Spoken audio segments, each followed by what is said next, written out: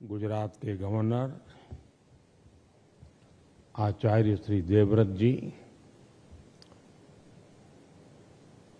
गुजरात के लोकप्रिय मुख्यमंत्री श्रीमान भूपेंद्र भाई पटेल, कैबिनेट में मेरे साथी रेल मंत्री श्री अश्विनी वैष्णव जी, संसद में मेरे सहयोगी और गुजरात प्रदेश भारतीय जनता पार्टी के अध्यक्ष श्रीमान CR पाटिल और देश के कोने कोने से जुड़े सभी गवर्नर श्री, आदरणीय मुख्यमंत्रीगण, सांसदगण, विधायकगण, मंत्रीगण, और मैं स्क्रीन पर देख रहा हूं मेरे सामने 700 से ज्यादा स्थान पर वहां के सांसद के नेतृत्व में, वहां के मंत्री के नेतृत्व में लाखों लोग आज इस कार्यक्रम में जुड़े हैं। शायद रेलवे के इतिहास में एक साथ हिंदुस्तान के हर कोने में इतना बड़ा कार्यक्रम कभी नहीं हुआ होगा।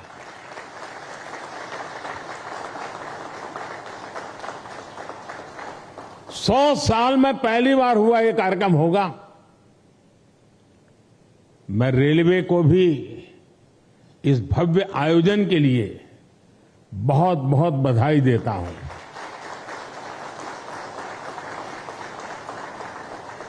विकसित भारत के लिए हो रहे नवनिर्माण का लगातार विस्तार हो रहा है। देश के कोने कोने में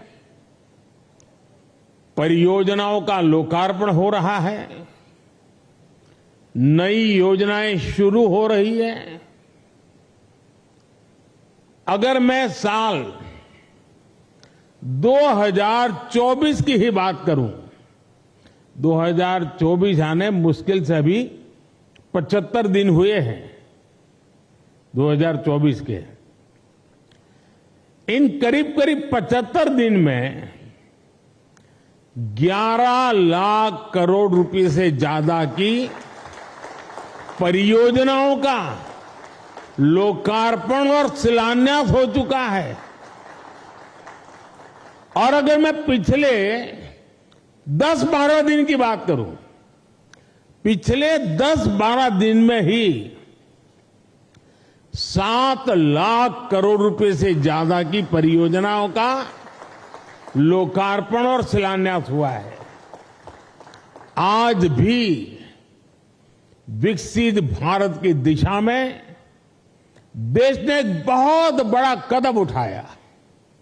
इस कार्यक्रम में अब यहां 1 लाख करोड़ रुपए से ज्यादा की परियोजनाओं का और लोकार्पण और शिलान्यास हुआ है। और आप देखिए, आज 85,000 करोड़ रुपए, 85,000 करोड़ रुपए से अधिक से सिर्फ और सिर्फ रेलवे के प्रोजेक्ट देश को मिले हैं। और इसके उपरांत समय का अभाव रहता है मुझे, विकास में मैं गति को धीमी नहीं होने देना चाहता, और इसलिए आज रेलवे के ही कार्यक्रम में एक और कार्यक्रम जुड़ गया है पेट्रोलियम वालों का। और दहेज में, गुजरात में दहेज में 20,000 करोड़ रुपए से अधिक की लागत से बनने वाले पेट्रोकेमिकल परिसर का भी शिलान्यास हुआ है। और ये प्रोजेक्ट हाइड्रोजन उत्पादन के साथ साथ देश में पॉलीप्रोपिलीन की डिमांड को पूरा करने में अहम भूमिका निभाने वाला है। आज ही गुजरात और महाराष्ट्र में एकता मॉल्स का भी शिलान्यास हुआ है। ये एकता मॉल्स भारत के समृद्ध कुटीर उद्योग, हमारे हस्तशिल्प, हमारा वोकल फॉर लोकल का जो मिशन है उसको देश के कोने कोने तक ले जाने में सहायक होगा और उसमें एक भारत श्रेष्ठ भारत की नींव को भी मजबूत होते हम देखेंगे। मैं इन परियोजनाओं के लिए देशवासियों को बधाई देता हूं और मैं मेरे नौजवान साथियों से कहना चाहता हूं, भारत एक युवा देश है, बहुत बड़ी तादाद में युवा रहते हैं देश में। मैं खास तौर पर मेरे युवा साथियों से कहना चाहता हूं, आज जो लोकार्पण हुआ है वो आपके वर्तमान के लिए है और आज जो शिलान्यास हुआ है वो आपके उज्जवल भविष्य की गारंटी लेकर के आया है। साथियों, आजादी के बाद की सरकारों ने राजनीतिक स्वार्थ को जिस तरह प्राथमिकता दी और उसकी बहुत बड़ी शिकार भारतीय रेल रही है। आप पिछले 2014 के पहले के 25-30 रेल बजट देख लीजिए। रेल मंत्री देश की पार्लियामेंट में क्या बोलते थे? हमारी फलानी ट्रेन का वहां स्टॉपेज दे देंगे, वहां हम डिब्बे 6 है तो 8 कर देंगे। यानी रेलवे, और मैं देख रहा था पार्लियामेंट में भी धप धप तालियां बजती थी। यानी यही सोच रही थी कि स्टॉपेज मिला कि नहीं मिला, ट्रेन वहां तक आती है, मेरे स्टेशन तक आगे बढ़ी कि नहीं बढ़ी। देखिए, 21वीं सदी में यही सोच रही होती तो देश का क्या होता। और मैंने पहला काम किया, रेल को अलग बजट से निकाल करके भारत सरकार के बजट में डाल दिया और उसके कारण आज भारत सरकार के बजट के पैसे रेलवे के विकास के लिए लगने लगे।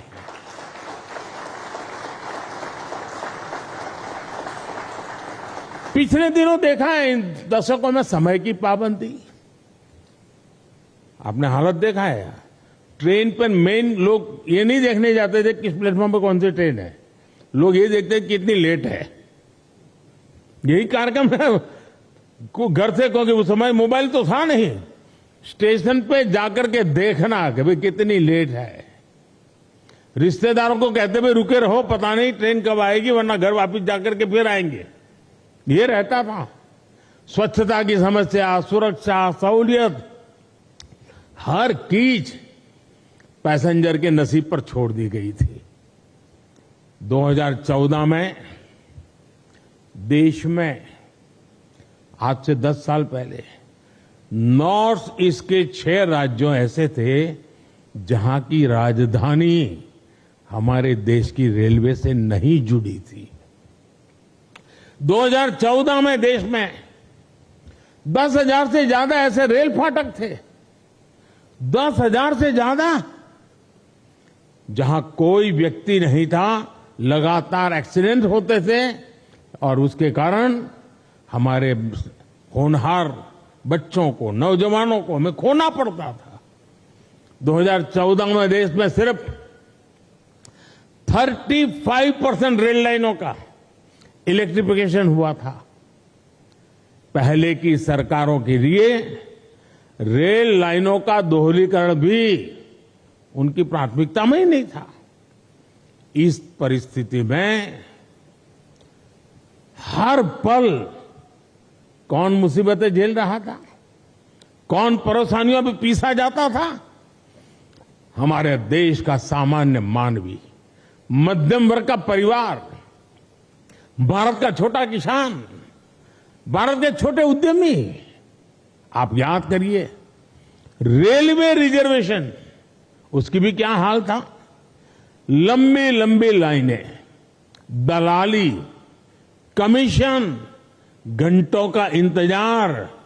लोगों ने भी सोच लिया था कि अब ये हालत कभी नहीं, सबने माना था भाई रेलवे बस ऐसी है, मुसीबत है, चलो 2-4 घंटे सफर करनी है, कर लेंगे, चिल्लाओ मत। यही जिंदगी हो गई थी।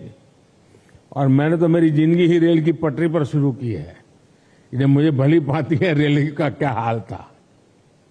साथियों, भारतीय रेल को उस नर्क जैसी स्थिति से बाहर निकालने के लिए जो इच्छा शक्ति चाहिए थी, वो इच्छा शक्ति हमारी सरकार ने दिखाई है। अब रेलवे का विकास सरकार की सर्वोच्च प्राथमिकताओं में से एक है।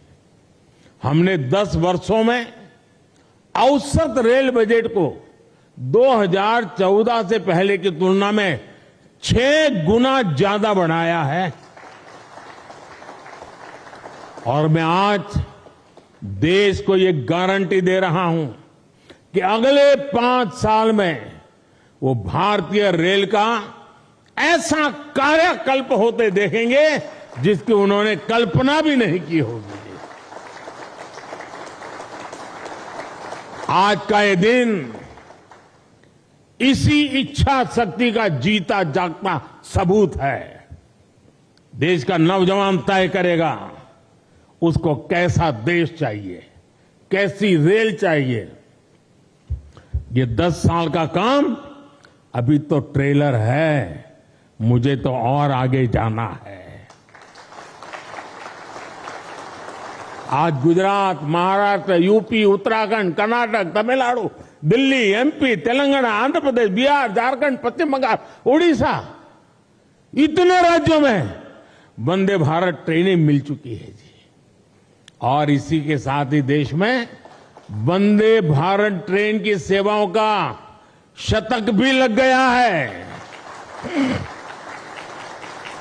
वंदे भारत ट्रेनों का नेटवर्क अब देश के 250 से अधिक जिलों तक पहुंच चुका है। जन भावनाओं का सम्मान करते हुए सरकार वंदे भारत ट्रेनों का रूट भी लगातार बढ़ा रही है। अहमदाबाद जामनगर वंदे भारत ट्रेन अब द्वारिका तक जाएगी। और मैं तो अभी द्वारिका में जाकर के डुबकी लगा के आया हूं।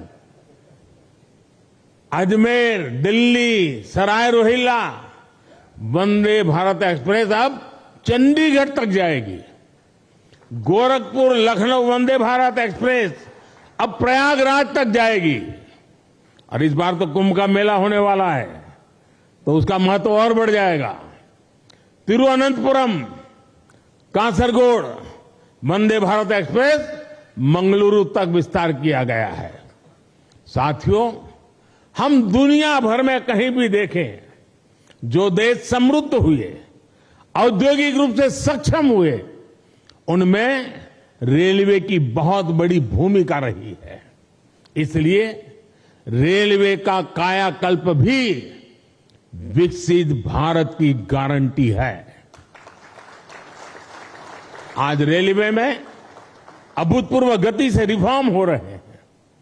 तेज गति से नए रेलवे ट्रैक्स का निर्माण, 1300 से ज्यादा रेलवे स्टेशनों का आधुनिकीकरण, वंदे भारत, नमो भारत, अमृत भारत जैसी नेक्स्ट जनरेशन ट्रेन, आधुनिक रेलवे इंजन और कोच फैक्ट्रियां, ये सब 21वीं सदी की भारतीय रेल की तस्वीर बदल रही है। साथियों, गति शक्ति कार्गो टर्मिनल पॉलिसी के तहत कार्गो टर्मिनल के निर्माण में गति लाई जा रही है। इससे कार्गो टर्मिनल बनने की गति तेज हुई है। लैंड लीजिंग पॉलिसी को और सरल किया गया है। लैंड लीजिंग प्रक्रिया को भी ऑनलाइन किया है। इससे काम में पारदर्शिता आई है। देश के ट्रांसपोर्टेशन सेक्टर को मजबूती देने के लिए रेलवे मंत्रालय के तहत गति शक्ति विश्वविद्यालय की स्थापना भी की गई है। हम निरंतर भारतीय रेल को आधुनिक बनाने और देश के कोने कोने को रेल से जुड़ने में जुटे हुए हैं। हम रेलवे से, नेटवर्क से मानव रहित फाटक समाप्त करके ऑटोमेटिक सिग्नलिंग सिस्टम लगा रहे हैं। हम रेलवे के 100% इलेक्ट्रिफिकेशन की तरफ बढ़ रहे हैं। हम सौर ऊर्जा से चलने वाले स्टेशन बना रहे हैं।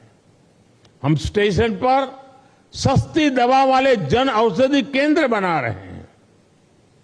और साथियों, ये ट्रेनें, ये पटरियां, ये स्टेशन ही नहीं बन रहे, बल्कि इनसे मेड इन इंडिया का एक पूरा इकोसिस्टम बन रहा है। देश में बने लोकोमोटिव हो या ट्रेन के डिब्बे हो, भारत से Sri Lanka, Mozambique, Senegal, Myanmar, Sudan जैसे देशों तक हमारे ये प्रोडक्ट एक्सपोर्ट किए जा रहे हैं। भारत में बनी सेमी हाई स्पीड ट्रेनों की डिमांड दुनिया में बढ़ेगी तो कितने ही नए कारखाने यहां लगेंगे। रेलवे में हो रहे ये सारे प्रयास, रेलवे का ये कायाकल्प नए निवेश और निवेश से नए रोजगार की भी गारंटी दे रहा है। साथियों, हमारे इन प्रयासों को कुछ लोग चुनावी चश्मे से देखने की कोशिश करते हैं। हमारे लिए ये विकास कार्य सरकार बनाने के लिए नहीं, ये विकास कार्य सिर्फ और सिर्फ देश बनाने का मिशन है। पहले की पीढ़ियों ने जो कुछ भुगता वो हमारे नौजवानों और उनके बच्चों को नहीं भुगतना पड़ेगा, और ये मोदी की गारंटी है।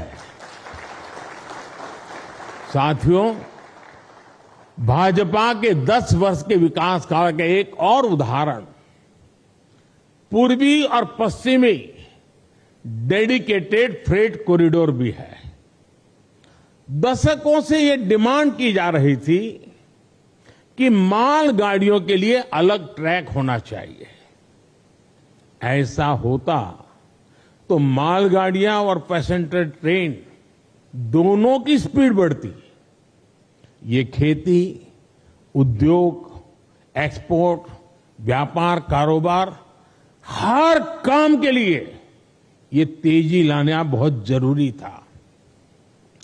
लेकिन कांग्रेस के राज में ये प्रोजेक्ट लटकता रहा, भटकता रहा, अटकता रहा। बीते 10 वर्षों में पूर्व और पश्चिम के समुद्री तट को जोड़ने वाला ये फ्रेट कॉरिडोर करीब करीब पूरा हो चुका है। आज करीब 650 किलोमीटर फ्रेट कॉरिडोर का लोकार्पण हुआ है। अहमदाबाद में ये अभी आप देख रहे हैं, ऑपरेशन कंट्रोल सेंटर का लोकार्पण हुआ है। सरकार के प्रयासों से अब इस कॉरिडोर पर माल गाड़ी की स्पीड 2 गुना से अधिक हो गई है। इन कॉरिडोर पर अभी के मुकाबले बड़े वैगन को चलने की क्षमता है, जिनमें हम अधिक सामान ले जा सकते हैं। पूरे फ्रेट कॉरिडोर पर अब इंडस्ट्रियल कॉरिडोर भी विकसित किए जा रहे हैं। आज अनेक स्थानों पर railway goods shed, Gati Shakti multi modal cargo terminal, digital नियंत्रण station, railway workshop, railway loco shed, railway depot का भी लोकार्पण आज हुआ है। इसका भी बहुत सकारात्मक प्रभाव माल ढुलाई पर पड़ने ही वाला है। साथियों, भारतीय रेल को हम आत्मनिर्भर भारत का भी एक नया माध्यम बना रहे हैं। मैं वोकल फॉर लोकल का प्रचारक हूं, तो भारतीय रेल वोकल फॉर लोकल का एक सशक्त माध्यम है। हमारे विश्वकर्मा साथियों, हमारे कारीगरों, शिल्पकारों, महिला स्वयं समूहों के स्थानीय उत्पाद अब स्टेशन पर बिकेंगे। अभी तक रेलवे स्टेशनों पर वन स्टेशन वन प्रोडक्ट के 1500 स्टॉल खुल चुके हैं। इसका लाभ हमारे हजारों गरीब भाई बहनों को हो रहा है। साथियों, मुझे खुशी है कि भारतीय रेलवे आज विरासत भी विकास भी इस मंत्र को साकार करते हुए क्षेत्रीय संस्कृति और आस्था से जुड़े पर्यटन को भी बढ़ावा दे रही है। आज देश में रामायण सर्किट, गुरु कृपा सर्किट, जैन यात्रा पर भारत गौरव ट्रेनें चल रही है। यही नहीं, आस्था स्पेशल ट्रेन तो देश के कोने से श्री राम भक्तों को अयोध्या तक ले जा रही है। अब तक करीब 350 आस्था ट्रेनें चली हैं और इनके माध्यम से 4.5 लाख से ज्यादा श्रद्धालुओं ने अयोध्या में रामलला के दर्शन किए।